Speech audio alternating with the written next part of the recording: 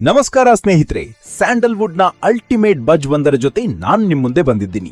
ಸದ್ಯ ಸೋಷಿಯಲ್ ಮೀಡಿಯಾದಲ್ಲಿ ದೊಡ್ಡ ಮಟ್ಟದ ಚರ್ಚೆ ಹುಟ್ಟುಹಾಕಿರೋದು ನಟ ದರ್ಶನ್ ಪತ್ನಿ ವಿಜಯಲಕ್ಷ್ಮಿ ಅವರ ಇನ್ಸ್ಟಾಗ್ರಾಮ್ ಸ್ಟೋರಿ.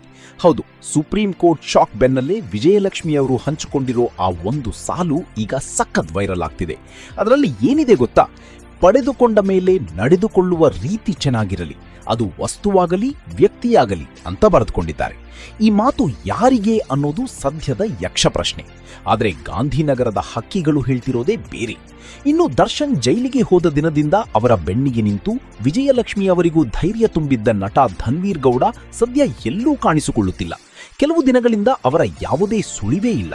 ಹೀಗಾಗಿ ದರ್ಶನ್ ಅವರಿಗೆ 1 ವರ್ಷ ಬೇಲ್ ಸಿಗಲ್ಲ ಅನ್ನೋದು ಕನ್ಫರ್ಮ್ ಆಗ್ತಿದ್ದಂತೆ ಧನ್ವೀರ್ ಮತ್ತು ದರ್ಶನ್ ಕುಟುಂಬದ ನಡುವೆ ಏನೋ ಮುನಿಸು ಶುರುವಾಗಿದೆಯಾ? ವಿಜಯಲಕ್ಷ್ಮಿ ಅವರ ಈ ಪರೋಕ್ಷ ಪೆಟ್ಟು ಧನ್ವೀರ್ ಅವರಿಗೇನಾ ಅನ್ನೋ ಸಂಶಯ ದಾಸನ ಅಭಿಮಾನಿಗಳಲ್ಲಿ ಕಾಡ್ತಿದೆ.